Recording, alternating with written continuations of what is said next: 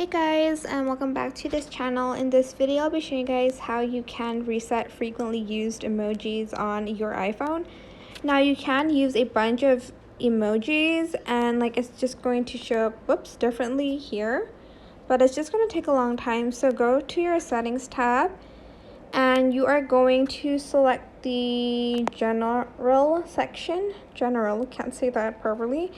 Go to keyboard and go to keyboards again, and you're going to just delete the emoji one here first. Then you're going to add in the emoji one back again. Then you're also going to go back to general and you're going to scroll down and you're going to select transfer or reset iPhone. Then select reset and you're going to select reset keyboard dictionary. Enter in your password and then you're going to select reset dictionary. I think it's resetted, so let's just go back and see where's keyboard.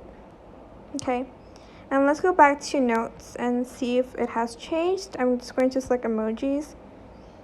It changed a little bit, but you're just going to, I think you have to restart your phone because I didn't do that. But yeah, those are the ways to reset your recent emojis on your iPhone.